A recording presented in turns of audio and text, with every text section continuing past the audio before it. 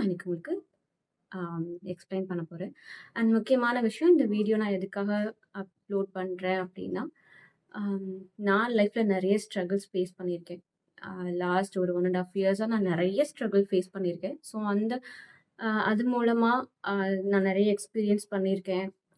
So நான் எப்படி அதுலேருந்து வெளியில வரேன் அப்படிங்கிறத நான் உங்களுக்கு வந்து ஒரு மோட்டிவேஷனலா சொல்லப் போறேன். இவ்வளோ நாள் வந்து எமோஷனல் ஸ்டோரீஸ் மட்டும் தான் நான் வந்துட்டு அப்லோட் பண்ணிட்டு இருந்தேன். பட் இனிமேல் வந்து எமோஷனல் ஸ்டோரீஸ் கூட அப்பப்போ கொஞ்சம் இடையில இந்த மாரி மோட்டிவேஷனல் வீடியோஸும் வரும்.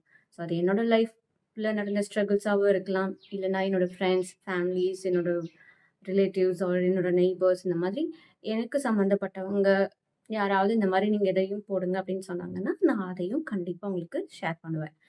ஸோ நான் எப்பவுமே நான் போட்டுட்டு இருக்க ஸ்டோரீஸ் எல்லாமே ரியல் ஸ்டோரீஸ் தான். அவங்களோட பெர்மிஷனோட தான் நான் அந்த ஸ்டோரீஸ நான் உங்களுக்கு வந்துட்டு போட்டுட்டுருக்கேன். நெறைய பேர் சொன்னாங்க, "எதுக்காக இவ்ளோ எமோஷனல் ஸ்டோரீஸா போட்டுட்ருக்கீங்க? கொஞ்சம் ஜாலியா, காமெடியா எல்லாம் போடலாம்ல" அப்படின்னு. ஸோ என்கிட்ட ஷேர் பண்ணவங்க எல்லாருமே வந்து அவங்களோட ஹாப்பினஸ ஷேர் பண்ணத விட, அவங்கள லைஃப்ல பட்ட கஷ்டங்கள தான் எனக்கு நெறைய ஷேர் பண்ணியிருக்காங்க. ஸோ நான் அந்த ஸ்டோரீஸ் எல்லாமே நான் போடணும் அப்படின்றதுக்காக தான் நான் அத போட்டேன். ஸோ நெறைய பேர் எனக்கு வந்துட்டு குடுக்குற ஃபீட்பேக் என்னன்னா, ரொம்ப எமோஷனலா இருக்கு. நைட்டு சம்டைம்ஸ் உங்க ஸ்டோரீஸ் பார்த்துட்டு தூங்குறப்போ, தூக்கம் வர மாட்டேங்குது. ஒரு மாரி நெஞ்சு அழுத்தி பிடிக்கிற மாதிரி இருக்கு. அந்த மாரிலாம் சொல்லுவாங்க. ரொம்ப பாரமாலாம் ஃபீல் பண்றோம். கண்ணீர் தான் வருது உங்களோடது பார்க்குறப்போ அப்டின்லாம் சொன்னாங்க. அம் அது வந்து எல்லாருக்குள்ளயுமே இருக்கிற ஒரு ஹியூமனிட்டி இருக்கும்ல. ஸோ அந்த ஹியூமனிட்டினால வர கண்ணீர் அது. ஸோ இந்த மாதிரி நீங்க ஃப்யூச்சர்ல இந்த மாரி எந்த ப்ராப்ளமும் வரக்கூடாது அப்டின்னு நீங்க நெனச்சீங்கன்னா, இந்த மாதிரி ஸ்டோரீஸ வந்து நீங்க பார்க்கலாம். உங்களுக்கு ஃப்ரெண்ட்ஸ்க்கு ஷேர் பண்ணுங்க. இந்த மாரி இருக்கு. உங்க பேரண்ட்ஸ் நீங்க நல்லா பார்த்துக்கோங்க. இந்த மாரி சொல்லி நீங்க பண்ணலாம். நான் இன்னைக்கு வந்து இந்த வீடியோ போடுறதுக்கு முக்கியமான காரணம் வந்து என்னன்னு பார்த்தீங்கன்னா, கடந்த ஒரு 1 1/2 வருஷமா வந்து நான் பெட் ரிட்டன்ல தான் இருக்கேன். என்னன்னா எனக்கு வாக் பண்ண முடியாது. ஸோ இப்ப தான் கொஞ்சம் கொஞ்சமா இம்ப்ரூவ் பண்ணிட்டுருக்கேன். பிகாஸ் எனக்கு வந்து ருமட்டாய்டு ஆர்த்ரிட்டிஸ் இருந்தது. அதுமாரி மல்டிபிள் பெயின் டிஷ்யூ டிஸார்டர்ஸ் இருந்துச்சு. ஸோ இது மூலமா வந்து எனக்கு பெயின் ஜாஸ்தியா இருக்கும். என்னால நடக்க முடியாது. என்னோட ஸ்டிஃப்னஸ் ஃபார்ம் ஆக ஆரம்பிச்சது. ஸோ நெறைய இஷ்யூஸ் வந்தது. எனக்கு என்னோட ஃபிங்கர்ஸ் எல்லாமே எப்பவுமே ஸ்வெல்லிங் இருந்துட்டே இருக்கும். ஸ்வெல்லிங் மீன்ஸ் எனக்கு இன்ஃப்ளமேஷன்ஸ் வந்திருக்கும். என் பாடி ஃபுல்லாவே இன்ஃப்ளமேஷன்ஸ் இருக்கும். ஸோ இந்த மாதிரி இருந்தது. ஃபர்ஸ்ட் எனக்கு இது என்ன ப்ராப்ளம்னே ஃபைண்ட் அவுட் பண்ண முடியல. ஸோ ஃபர்ஸ்ட் நாங்க மதுரையில ஒரு ஹாஸ்பிட்டல்ல பார்த்தோம். அங்கேயும் எங்களுக்கு சரியா இது என்ன டிசீஸ்ன்னு ஃபைண்ட் அவுட் பண்ண முடியாம இருந்துச்சு. பட் அங்க ஒரு சின்ன க்ளூ மட்டும் குடுத்தாங்க. இது ஆர்த்ரிட்டிஸ் பேஸ் மாதிரி இருக்கு அப்டின்ட்டு. ஸோ அது ஆர்த்ரிட்டிஸா தான் இருக்கும் அப்டின்னு நெனச்சுட்டு நாங்க அதுக்கான ட்ரீட்மெண்ட்ட கன்டின்யூ பண்ணோம். பட் அப்பவும் எனக்கு இம்ப்ரூவ்மெண்ட் வரல. அது எனக்கு இன்க்ரீஸ் ஆகுற மாதிரி தான் இருந்துச்சு. சரியான ட்ரீட்மெண்ட் கிடைக்கல. ருமட்டாலஜிஸ்ட் அப்படிங்கிறவங்க வந்து நெறைய பேர் இல்ல எங்க ஏரியால. இது வந்துட்டு ஸோ அதனால நாங்க என்ன பண்றது தெரியாம ஜிஹெச்ல போய் அகைன் அட்மிட் ஆனோம். நாங்க நெறைய ஹாஸ்பிட்டல்ஸ் போனோம். ஃபைனலா எனக்கு சொல்யூஷன் கிடைச்சது ஜிஹெச்ல தான். ஸோ ஜிஹெச்ல போய் அட்மிட் ஆனப்போ அங்க எனக்கு கம்ப்ளீட் டெஸ்ட் பண்ணாங்க. கம்ப்ளீட் டெஸ்ட் பண்ணிட்டு அவங்க வந்துட்டு திருநெல்வேலியில ஒரு ஹாஸ்பிட்டல் இருக்கு. அங்க நீங்க போய் ட்ரை பண்ணுங்கன்னாங்க. பட் அங்க போனோம். அதுவும் கவர்மெண்ட் ஹாஸ்பிட்டல் தான். அங்க போனோம். அங்க என்னன்னா காப்பீடு திட்டம் கேட்டாங்க. ஸோ காப்பீடு திட்டம் எங்ககிட்ட இல்ல. பிகாஸ் எங்க அப்பா வந்து கவர்மெண்ட் எம்ப்ளாயின்றனால எங்களுக்கு காப்பீடு திட்டம் இல்ல அப்படின்னு சொல்லிட்டாங்க. ஸோ அதனால நாங்க வந்துட்டு அங்க வொர்க் பண்ற டாக்டர் பிரைவேட்டா இருக்காங்கன்னு சொல்லி, அப்புறம் நாங்க அங்க போயிட்டு செக் பண்ணோம். எனக்கு கன்டினியூஸா ஒரு 3, 4 மந்த்ஸ் எனக்கு கன்டினியூஸா இன்ஜெக்ட் பண்ணிட்டு இருந்தாங்க. ஸோ அந்த இன்ஜெக்ஷன் ஸ்டெராய்ட்ஸ். ஸோ அத நான் எடுத்துட்டு இருந்தேன். கொஞ்சம் கொஞ்சமா இம்ப்ரூவ்மென்ட் ஆரம்பிச்சு. ஏன்னா பிகாஸ் எனக்கு முன்னாடி எனக்கு ஹிப்புக்கு கீழ எந்த ஒரு சென்சேஷனுமே இருக்காது. ஸோ கால் எனக்கு மூவ் பண்ண முடியாது. எதுவும் பண்ண முடியாது. அது அப்படியே ஃப்ளாசிட் ஆயிடுச்சு. 0ல தான் இருந்தது. ஸோ எனக்கு ரொம்ப கஷ்டமான ஒரு சிச்சுவேஷன்ல தான் நான் இருந்தேன் அப்போ. ஸோ அ என்னால சாப்பிட முடியாது. எனக்கு தேவையான விஷயங்கள என்னால பண்ணிக்க முடியாது. என்னால மொபைல் கூட ஹோல்ட் பண்ண முடியாது. மொபைல் பிடிக்கணும்னாலே என் கை அவ்ளோ ஷிவரிங்னஸ் இருக்கும். ஸோ எனக்கு ரொம்ப கஷ்டப்பட்டுட்டு இருந்தேன். அந்த டைம்ல தான் அப்போ அதே டாக்டர் சொன்னாங்க. இங்க நமக்கு வந்து அட்வான்ஸ்ட் மெடிசின்ஸ் இல்ல. அட்வான்ஸ்ட் எந்த இதுவுமே கிடையாது. ஸோ நம்ம ஊர்ல நீங்க பார்க்கிறத விட ட்ரிவாண்ட்ரத்துல வந்து சித்திரை திருநாள் ஹாஸ்பிட்டல் இருக்கு. நீங்க அங்க ட்ரை பண்ணுங்க. ஸோ அந்த சித்திரை திருநாளுக்கு தான் நாங்க வந்துட்டு ட்ரை பண்ணோம். என்னன்னா, அங்க அப்பாயின்ட்மென்ட் கிடைக்கிறது அவ்வளோ ஈஸி கிடையாது. ரொம்ப கஷ்டம் தான்.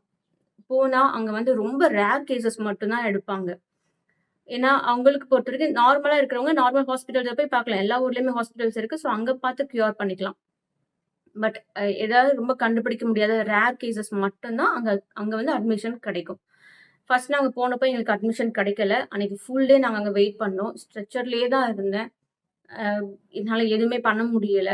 அன்னைக்கு வந்துட்டு என்னன்னா, இன்னொரு நாள் வாங்க அப்படின்னு சொல்லிட்டு அனுப்பிட்டாங்க. அப்பத்துலருந்து ஒரு 1 மந்த்துக்கு அப்புறம் மறுபடியும் வர சொன்னாங்க.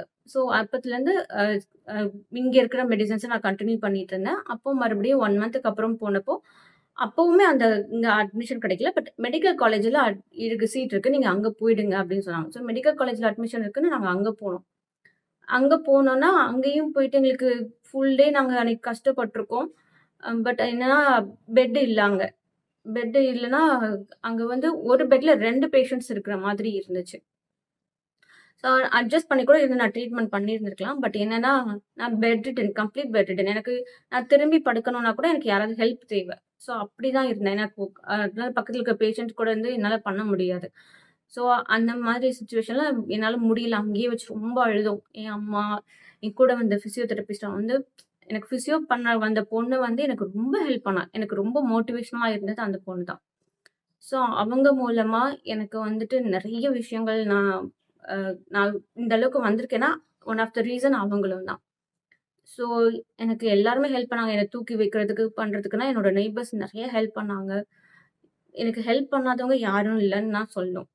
ஏன்னா எல்லாரும் நெனச்சது, சின்ன பொண்ணு இந்த வயசுலயே இந்த மாதிரி இருக்கா அப்படின்றது தான் அவங்களோட ஒரு தாட்டா இருந்துச்சு. அ ஸோ எனக்கு அப்போ வந்து அந்த ஹாஸ்பிட்டல்ல அட்மிட் ஆகணுமா? வேணாமான்னு யோசிச்சுட்டேன். நான் இப்படியே லைஃப் லாங் இருந்துடுறேன். பரவால்ல. என்னால எல்லாரும் கஷ்டப்பட வேண்டாம் அப்படின்னு சொல்லி நாங்க வந்துட்டோம். ஸோ அதுக்கப்புறம் வந்து நாங்க அங்கருந்து கெளம்பும்போது அந்த பொண்ணு சொன்னா, "நான் அகைன் ஒன் டைம் நான் ட்ரை பண்ணி பார்க்குறேன். சித்ராலயே நான் ட்ரை பண்ணி பார்க்குறேன்" அப்படின்னு சொல்லிட்டு, எங்களுக்காக ரொம்ப ஸ்ட்ரகிள் பண்ணி போய் பேசினாங்க. ஸோ அங்க போய் பேசினதுக்கு அப்புறம் தான் அவங்க சொன்னாங்க, "சரி ஓகே. அங்க ஒரு பெட்ல ஒரே பெட்ல 2 பேஷண்ட் இருக்கிறது கஷ்டம் தான். அது இவங்க இருக்கிறது ரொம்ப கஷ்டம். ஏன்னா, கம்ப்ளீட் பெட்ல இருப்பாங்க. எல்லாமே பெட்ல தான் எனக்கு நடக்குன்றப்போ, அங்க இருக்கிறது கஷ்டம்." அப்படின்னு அவங்க அண்டர்ஸ்டாண்ட் பண்ணிக்கிட்டாங்க. பண்ணிட்டு அ எங்களுக்கு வந்து ஆகஸ்ட் 4 குடுத்தாங்க அட்மிஷன். ஸோ ஆகஸ்ட் 4 வந்து நீங்க அட்மிட் பண்ணிடுங்க. ஆகஸ்ட்டா இல்ல ஜூன். ஜூன்ல போனோம். ஸோ ஜூன் 21 நாங்க அங்க போனோம். ட்ரிவாண்ட்ரத்துக்கு போனோம். ஸோ அப்போ போனப்போ எங்களுக்கு அட்மிஷன் கிடைச்சது. பட் அன்னைக்குமே ஃபுல் டே நாங்க வெயிட் பண்ணி எல்லார்ட்டயும் பேசி ரொம்ப கஷ்டப்பட்டாங்க எங்க அம்மா. எங்க அம்மா இல்லன்னா எனக்கு வந்து எதுவுமே கிடையாது. ஸோ மோஸ்ட்லி நான் போடுற வீடியோஸ்லாம் மதர் சென்டிமென்ட்டா தான் இருக்கும். ஏன்னா நான் எங்க அம்மாவ வந்து அந்த அளவுக்கு இது பண்றேன். அட்மையர் பண்றேன். பிகாஸ் எங்க அம்மா என் ஃப்ரெண்ட்ஸே சொல்லுவாங்க. எங்க அம்மாவா இருந்தா இவ்ளோ இருக்கு பார்த்துருப்பாங்களான்னு எனக்கு தெரியல. பட் உங்க அம்மா வந்து இவ்ளோ கஷ்டப்பட்டு உன்ன பார்த்துட்டு இருக்காங்க அப்படின்னு. உண்மையாவே எந்த அம்மாவும் பண்ண யோசிக்கிறது எல்லாத்தையும் எங்க அம்மா எனக்கு பண்ணாங்க. பிகாஸ் எனக்கு இந்த வயசுல எனக்கு வந்து இப்போ வந்து 33 ஆயிடுச்சு. ஸோ 33 ஏஜ்ல நான் தான் அவங்களுக்கு பார்த்துக்கணும். பட் அவங்க என்ன பார்த்துக்கிட்டாங்க. அந்த அளவுக்கு ரொம்ப கேர்ஃபுல்லா நான் அழுதாலும் சரி, நான் ரொம்ப ஏன்னா அந்த டைம்ல நம்ம படுத்துட்டே இருக்கோம்னா, நமக்கு டிப்ரஷன்ல போவோம் இல்லையா? ஸோ அந்த மாதிரி டைம்லலாம் எங்க அம்மா எனக்கு ரொம்ப சப்போர்ட்டிவா இருந்தாங்க. என் முன்னாடி மோஸ்ட்லி அழ மாட்டாங்க. அவங்க தனியா கிச்சன்ல போயிட்டு அழுவாங்க. அந்த மாதிரிலாம் இருந்துச்சு. ஸோ நாங்க அந்த ஹாஸ்பிட்டல்ல போயிட்டு எங்க அம்மா வந்து கீழ தான் படுத்துட்டு இருப்பாங்க. எனக்கு பெட்ல ஏன்னா என்னால நகரவும் முடியாது, எதுவும் பண்ணவும் முடியாது. ஸோ சின்ன சின்ன விஷயத்துக்கும் நான் அம்மாவ தான் தேடணும். ஸோ அங்க இருக்கிறவங்களே வந்து யோசிப்பாங்க, "இப்படி சின்ன வயசுலயே இந்த மாரி எப்படி இருக்கு? இத எப்படி நீங்க ஃபேஸ் பண்ணிட்டு இருக்கீங்க?" இந்த மாரி நெறைய இஷ்யூஸ் அங்க போயிட்டு இருந்துச்சு. ஸோ இது எல்லாத்தையுமே எப்படியாவது நான் ஓவர் கம் பண்ணி வரணும் அப்படின்றது எனக்கு மைண்ட்ல எப்பவுமே இருந்தது. பட் என்னன்னா, நான் எப்பவுமே ஒரு இடத்துல இருக்கவே மாட்டேன். ஓடிட்டே தான் இருப்பேன். ஆஃபீஸ்லயும் சரி, வெளிலயும் சரி, ஃப்ரெண்ட்ஸ் கிட்ட பேசும்போது துருதுருன்னு இருப்பேன். எனக்கு ரொம்ப சைல்டிஷ் பிஹேவியர் எனக்கு இருந்துச்சு. பட் இப்போ அது கம்ப்ளீட்டா இல்ல. என்னன்னா, நான் பட்ட கஷ்டம் 1 1/2 வருஷம் லைஃப்ல அனுபவிக்கவே முடியாத கஷ்டங்கள் எல்லாத்தையும் இந்த 1 1/2 வருஷத்துல நான் அனுபவிச்சேன். ஒரு நரகத்துல வாழ்ற வாழ்க்கை மாதிரி தான் அப்படி இருந்துச்சு. ஸோ இது வந்து அ அ டாக்டர் வந்து நெறைய டெஸ்ட் பண்ணாங்க. அங்க சித்ரால வந்து அட்மிஷன் பண்ணதுலருந்தே, என்னோட டோட்டல் ஹிஸ்டரி நான் சின்ன வயசுலேருந்து என்னென்ன பண்ணியிருக்கேன், என்னென்ன ப்ராப்ளம் இருந்துச்சு, எல்லா டீட்டெயில்ஸுமே எங்களுக்கு கேட்டாங்க. ஸோ எல்லாத்தையும் நாங்க எக்ஸ்ப்ளைன் பண்ணோம். எக்ஸ்ப்ளைன் பண்ணதுக்கு அப்புறமா நெறைய டெஸ்ட் பண்ணாங்க. ம். அதுல எல்லா டெஸ்ட்லயுமே எனக்கு நார்மல் வந்துச்சு. அப்புறமா லம்பர் பங்க்சர் பண்ணிட்டு, அப்புறம் பிரெயின்ல வந்துட்டு இஇஜி பண்ணாங்க. EEG or EMG I am not sure. So அது பண்ணதுக்கு அப்புறம் தான் அவங்க அத ஃபைண்ட் அவுட் பண்ணாங்க. ஓகே, இவங்களுக்கு வந்து மைல்டா ஒரு ப்ராப்ளம் இருக்கு. பட் இது க்யூரபிள் கிடையாது. பட் நம்ம கண்ட்ரோல் பண்ணிக்கலாம். லைஃப் லாங் மெடிசின்ஸ் எடுக்கணும் அப்படின்னு சொல்லி சொன்னாங்க. ஸோ இத கண்ட்ரோல் பண்றதுக்கான இன்ஜெக்ஷன்ஸ் வந்து ஒரு 1 வீக் கன்டின்யூ பண்ணாங்க. 1 வீக் கன்டின்யூ பண்ணிட்டு அதுக்கான மெடிசின்ஸ் எனக்கு குடுக்க ஆரம்பிச்சாங்க.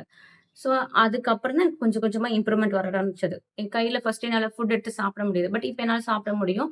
ஏன்னா, இப்ப வரைக்கும் என்னால கொஞ்சம் பேலன்ஸ் பண்ண முடியுது. எனக்கு அந்த அளவுக்கு கிரிப் கிடையாது. கையில அந்த கிரிப் இல்ல. ஸோ போக போக இம்ப்ரூவ் ஆயிடும்னு சொல்லியிருக்காங்க. பட் லைஃப் லாங் மெடிசின் எடுக்கிற மாதிரி தான் இருக்கும். ஸோ என்ன மாதிரி யாராவது ருமேட்டாய்டு ஆர்த்ரைட்டிஸ் இருக்கு. அது இருந்தாலே அந்த மயோஃபேஷியல் சிண்ட்ரோமும் வரும். அதே மாதிரி மல்டிபிள் பெயின் டிஸார்டரும் வரும். ஸோ இந்த மாதிரி இருக்கிறவங்க, நீங்க ஸ்ட்ரகிள் பண்றீங்க. இத கியூர் பண்ணவே முடியாதுன்னு நினைக்கிறீங்கன்னா, நீங்க வந்து தாராளமா சித்திரை திருநாள் போகலாம். கண்டிப்பா அங்க உங்களுக்கு சொல்யூஷன் கிடைக்கும். அங்க வந்து எப்படின்னா, அ ஃபைண்ட் அவுட் பண்ண முடியாத டிசீஸ் கூட ஃபைண்ட் அவுட் பண்றாங்க. இது வந்து நான் ப்ரமோஷன் வீடியோலாம் இல்ல. என்னோட எக்ஸ்பீரியன்ஸா நான் உங்களுக்கு சொல்றேன். ஒருவேளை என்ன மாதிரியான அஃபெக்ட் பண்ண பேஷண்ட்ஸ் இருக்கீங்க அப்படின்னா, இது வந்து உங்களுக்கு ஒரு யூஸ்ஃபுல்லா இருக்கும் அப்படின்ற ஒரே ஒரு ரீசனுக்காக தான் நான் இந்த வீடியோவே நான் போடுறேன். ஏன்னா, நான் அங்கேயே பார்த்துருக்கேன். அங்க நெறைய பேஷண்ட்ஸ் வராங்க. அவங்க சொல்றதெல்லாம் கேட்கிறப்போ நமக்கு ரொம்ப கஷ்டமா இருக்கும். இப்படியெல்லாம் நோய் இருக்குமா? அப்படின்லாம் தோணும். ஸோ அ ரொம்ப கஷ்டமா இருக்கும் இந்த சிச்சுவேஷன். ஏன்னா, ஓடி ஆடிட்டு இருந்தவங்க ஒரு இடத்துல அடங்குறப்போ, அவங்களுக்கு இருக்கிற வலி தாங்கவே முடியாது. அப்படிதான் நானும் இருந்தேன்.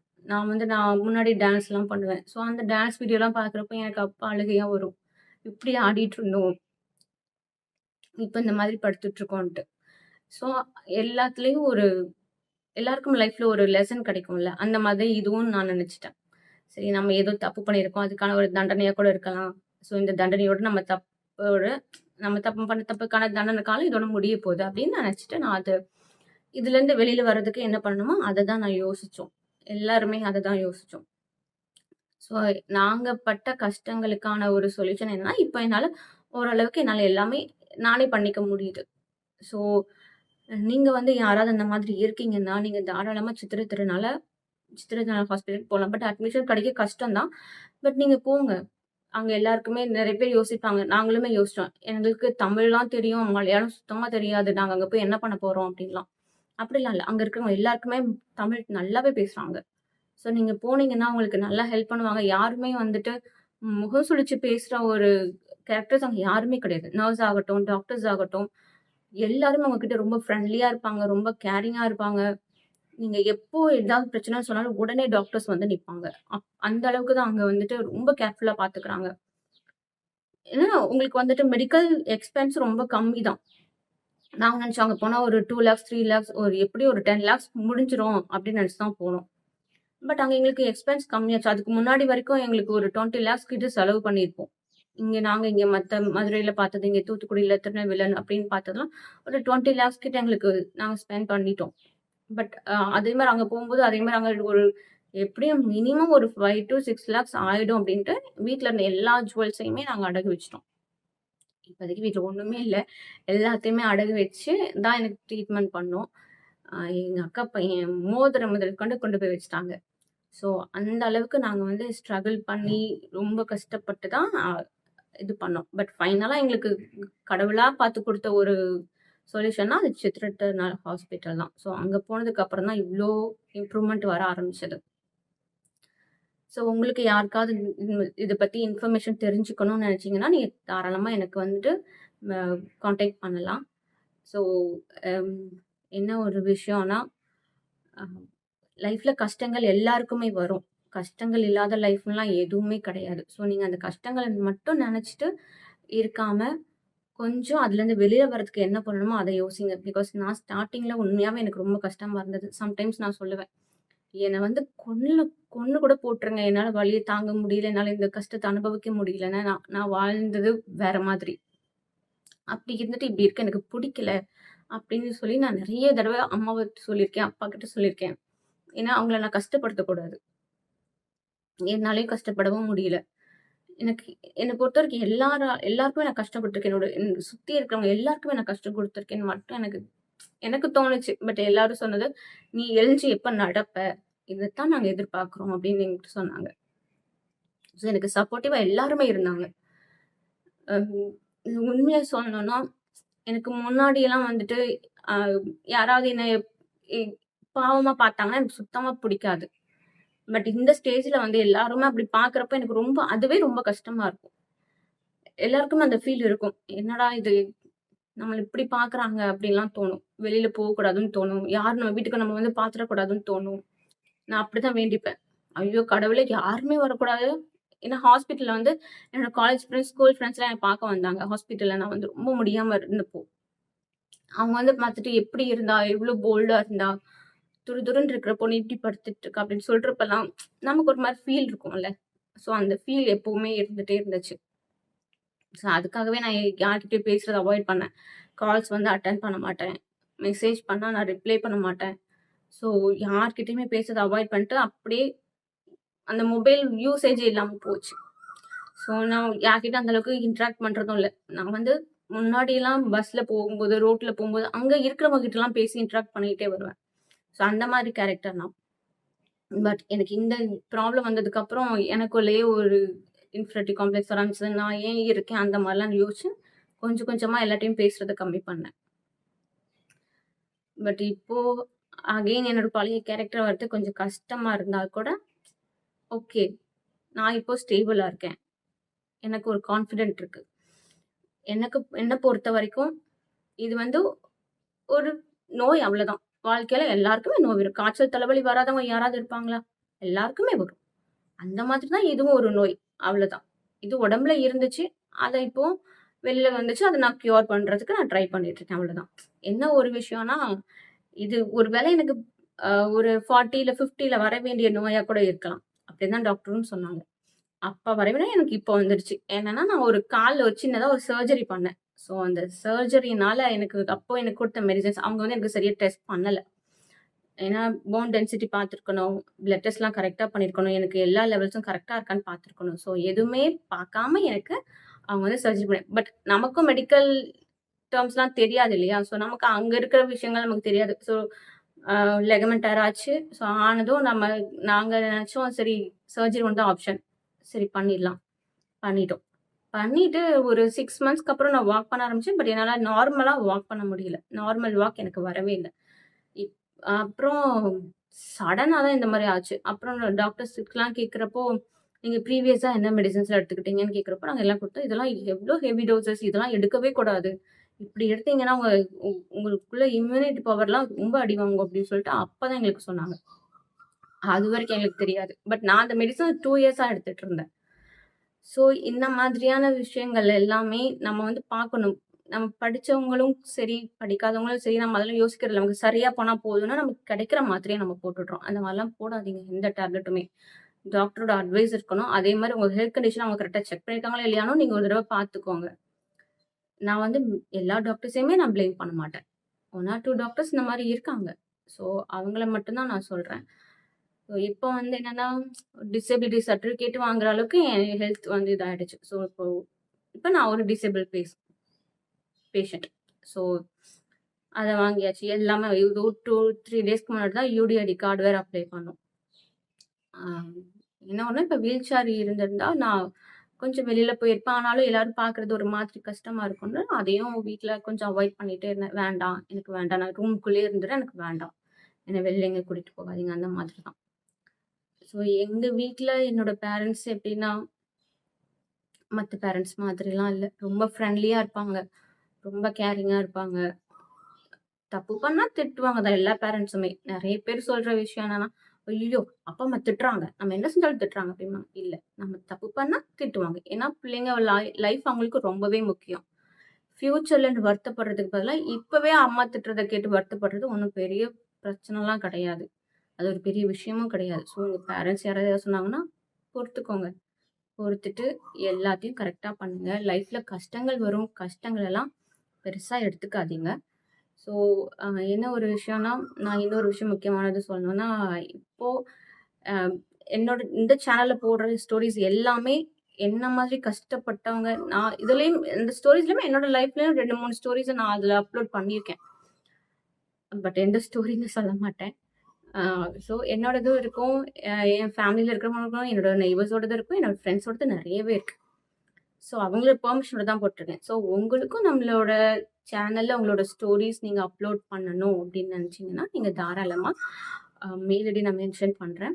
ஸோ அந்த மெயில் ஐடிக்கு உங்களோட ஸ்டோரீஸ் நீங்க வந்து சென்ட் பண்ணலாம். ஸோ அதில இருக்கிற ஸ்டோரீஸ வந்துட்டு எது நம்ம கரெக்ட்டா இருக்கோ, நான் அந்த ஸ்டோரீஸ் கண்டிப்பா நம்ம சேனல்ல அப்லோட் பண்ணுவேன். ஸோ நீங்க சேனல சப்ஸ்கிரைப் பண்ண மறக்காதீங்க. உங்களோட சப்போர்ட் எனக்கு ரொம்பவே முக்கியம். ஏன்னா நீங்க இல்லனா நான் இந்த அளவுக்கு வந்திருக்க மாட்டேன். எல்லாரும் சொன்னாங்க, "2 மந்த்ஸ்ல இவ்ளோ இம்ப்ரூவ்மென்ட் இருக்கு. கண்டிப்பா அம் நெறைய வீடியோஸ் போடு" அப்படின்னு சொல்லி சொன்னாங்க. ஸோ நீங்க எல்லாரும் எனக்கு சப்போர்ட் பண்ணலன்னா, எனக்கு இந்த இம்ப்ரூவ்மென்ட் வந்திருக்காது. எனக்கு ஃபர்ஸ்ட்டு ஸ்டார்ட்டிங்ல வீடியோ எப்படி போடணும்னு கூட எனக்கு தெரியாது. வீடியோ எப்படி பண்ணணும், சேனல் எப்படி ஸ்டார்ட் பண்ணணும் எதுவும் தெரியாது. இந்த சேனல் ஸ்டார்ட் பண்ணி குடுத்தது எனக்கு என் ஃப்ரெண்டு தான். ஸோ என் ஃப்ரெண்டு கோவிந்த் இல்லன்னா, இந்த சேனல் நான் ஸ்டார்ட் பண்ணியிருக்கிறது எனக்கு சான்ஸே இல்ல. பிகாஸ் எனக்கு யூடியூப் பத்தி எதுவுமே தெரியாது. நான் ப்ரீவியஸா ஸ்டார்ட் பண்ணது சேனல் வந்துட்டு ரெசின் ஆர்ட்டுக்காக தான் ஸ்டார்ட் பண்ணேன். ஸோ ரெசின் ஆர்ட் வந்துட்டு எனக்கு ரொம்ப பிடிச்சு தான் நான் ஸ்டார்ட் பண்ணேன். பட் என்ன ஒரு இதுனா, இந்த சேனல் ஸ்டார்ட் பண்ணி நான் வீடியோ ஒரு 3 வீடியோ அப்லோட் பண்ணியிருப்பேன். அந்த 3 வீடியோ அப்லோட் பண்ணிட்டு 4வது நாள் எனக்கு உடம்பு சரியில்லாம போயிடுச்சு. அப்பத்துலலாம் எனக்கு யூஸ் பண்ண முடியல. ஸோ அப்ப நான் ஹாஸ்பிட்டல் அட்மிட் ஆனா தான், அதுக்கப்புறம் ஹாஸ்பிட்டல்லயே என் லைஃப்ன்னு ஆயிடுச்சு.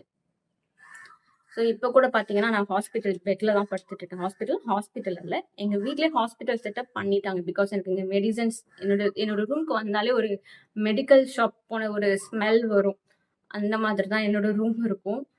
ஆ இதோ இதெல்லாம் அப்பா, அம்மா வந்துட்டு சரி நான் என்ன தூக்கி உட்கார வைக்கிறது கஷ்டமா இருக்கும். எல்லாமே கஷ்டமா இருக்குன்றதுக்காக, என்னால உட்கார முடியாதுல்ல. ஸோ கொஞ்ச நேரம் சாஞ்சிருவேன் அப்படின்றதுக்காக தான் அந்த ஸ்ட்ரெஸ் வந்து எடுத்து விட்டுட்டு போயிட்டாங்க.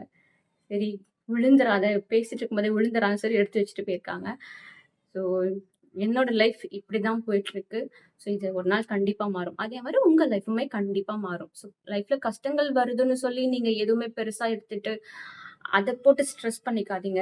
டிப்ரஷன்ல போயிடாதீங்க. ஓவர் திங்கிங் வேண்டாம். ஸோ உங்களுக்கு கஷ்டங்கள் இருக்கு. அத நீங்க ஷேர் பண்ணணுமா? தாராளமா நீங்க என்கிட்ட கூட ஷேர் பண்ணலாம். ஸோ அது பிரச்சனையே கிடையாது. ஏன்னா என் ஃப்ரெண்ட்ஸ் மோஸ்ட்லி அவங்களோட பிரச்சனைகள என்கிட்ட தான் ஷேர் பண்ணுவாங்க. எங்க அம்மாவா இருந்தாலும் என்கிட்ட தான் ஷேர் பண்ணுவாங்க. எங்க அக்காவா இருந்தாலும் என்கிட்ட தான் ஷேர் பண்ணுவான். என் பையனா இருந்தாலும் என்கிட்ட தான் ஷேர் பண்ணுவான். ஸோ யாரா உங்களுக்கு யாருக்காவது கஷ்டங்கள் இருக்கா? ஒண்ணும் ப்ராப்ளம் இல்ல. உங்களுக்கு ஏதாவது ஷேர் பண்ணிக்கணுமா? உங்களுக்கு ரிலாக்ஸ்டா ஃபீல் பண்ணணுமா? நீங்க என்கிட்ட பேசலாம். சரிங்களா? நான் உங்களுக்கு வந்துட்டு என்னோட டீட்டெயில்ஸ் மென்ஷன் பண்றேன். என்னோட இன்ஸ்டா ஐடி குடுக்குறேன். எனக்கு இன்ஸ்டால நீங்க வந்து ஃபாலோ பண்ணலாம். எனக்கு இன்ஸ்டால நீங்க டிஎம் பண்ணுங்க. நான் உங்களுக்கு வந்துட்டு கண்டிப்பா ரிப்ளை பண்ணுவேன். ஸோ கேர்ல்ஸுக்கும் சரி, பாய்ஸ்க்கும் சரி கண்டிப்பா எல்லாருக்குமே கஷ்டங்கள் இருக்கும். ஸோ கேர்ல்ஸ்க்கு மட்டும் தான் கஷ்டம் இருக்கு. பாய்ஸ்க்கு கஷ்டமே இல்ல அப்டின்லாம் யாருமே சொல்ல முடியாது. கஷ்டங்கள் லைஃப்ல மனுஷனா பொறந்த எல்லாருக்குமே இருக்கும். ஸோ இந்த கஷ்டங்களெல்லாம் மீறி நம்ம வாழ்றது தான் இந்த வாழ்க்கை. ஆனா வாழ்க்கை வந்து ஒண்ணு தான். இந்த வாழ்க்கை ஒரு தடவ தான் நம்ம வாழ முடியும். வாழ்ற நாட்கள யூஸ்ஃபுல்லா வாழுங்க. உங்களுக்கு புடிச்ச மாதிரி வாழுங்க. அவங்க சொல்றாங்க, இவங்க சொல்றாங்கன்றதுக்காக நீங்க எதையும் மாத்திக்காதீங்க. உங்களுக்கு என்ன பிடிக்குதோ, அத நீங்க பண்ணுங்க. உங்களுக்கு ட்ரெஸ்ஸிங்ஸ் ஆகட்டும், உங்களுக்கு டேலண்ட்ஸ் இருக்கா, நீங்க அத எக்ஸ்போஸ் பண்ணுங்க. மத்தவங்களுக்காக நீங்க அத வந்துட்டு விட்டுக் குடுக்காதீங்க. ஏன்னா, நமக்கு என்ன வருங்கிறது நமக்கு தான் தெரியும். ஸோ, அத விட்டுக் குடுங்க. ஏன்னா, நான் அந்த மாதிரி தான் விட்டுக் குடுத்தேன். விட்டுக் குடுத்துட்டு இப்ப நான் ஃபீல் பண்றேன். முன்னாடியே நான் டான்ஸ் ஒழுங்காவே பண்ணியிருக்கலாமே! இப்போ இனிமேல் நான் ஆடவே முடியாது அப்படின்னு நான் ஃபீல் பண்ணுவேன். ஸோ, அந்த மாதிரிலாம் நீங்க ஃபீல் பண்ணி அ ஒண்ணுமே பண்ண முடியாது. ஸோ, உங்களுக்கு கிடைக்கிற டைம நீங்க யூட்டிலைஸ் பண்ணிக்கோங்க. உங்களுக்கு கிடைக்கிற ஆப்பர்ச்சுனிட்டீஸ யூட்டிலைஸ் பண்ணுங்க. எதையுமே மிஸ் பண்ணாதீங்க லைஃப்ல. அது மாரி யாரையுமே ஹர்ட் பண்ணி அப்படிலாம் வேண்டாம். அதுக்காக நான் ரொம்ப நல்லவ மாதிரிலாம் பேச மாட்டேன். ஏன்னா நானும் சில விஷயங்கள ஹர்ட் பண்ணியிருக்கேன். பட் அத இப்ப நான் ரியலைஸ் பண்றேன். ஏன்னா நான் ஹர்ட் ஆகும்போது தான் எனக்கு அதோட வலிகள் தெரியுது. ஸோ மனிதர்களுக்கு வலிகள் இருக்கும், கஷ்டங்கள் இருக்கும், துன்பங்கள் இருக்கும், துயரங்கள் இருக்கும். அதே மாதிரி சந்தோஷங்களும் இருக்கும். இது எல்லாத்துலயுமே நீங்க ஒரு பாடத்த கத்துக்கிட்டு அந்த வாழ்க்கைய வாழ பழகுங்க.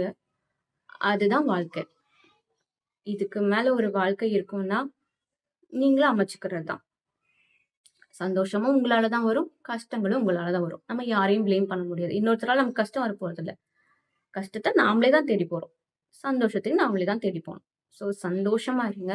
கஷ்டங்கள்லாம் மறந்துருங்க. நம்ம சேனல சப்ஸ்கிரைப் பண்ண மறக்காதீங்க. முக்கியமா பெல் பட்டன கிளிக் பண்ணுங்க. அப்பதான் நம்ம டெய்லி போடுற வீடியோஸ் உங்களுக்கு கன்டினியூஸா வந்துட்டே இருக்கும். So thank you. எனக்கு நீங்க இவ்ளோ சப்போர்ட் பண்ணதுக்கு thank you so much. And இதுக்கு மேல நான் உட்காரவே முடியாது. எனக்கு பெயின் ஸ்டார்ட் ஆக ஆரம்பிச்சிருச்சு. ஸோ இதுக்கப்புறம் வீடியோ கட் பண்ணிட்டு நான் ரெஸ்ட் எடுக்க போறேன். ஸோ நீங்களும் உங்கள பார்த்துக்கோங்க. யாருக்காவது பேசணும்னா நீங்க இன்ஸ்டால என்ன தாராளமா கான்டாக்ட் பண்ணலாம். ஓகேங்களா? இனிமே உங்க ஸ்டோரீஸ் ஏதாவது நீங்க வந்து எனக்கு சொல்லணும், நம்ம சேனல்ல வரணும்னு நினைச்சீங்கன்னா, நீங்க உங்க ஸ்டோரீஸ தாராளமா நமக்கு மெயில் பண்ணலாம். ஓகேங்களா? Thank you so much. நன்றி. வணக்கம். பாய்.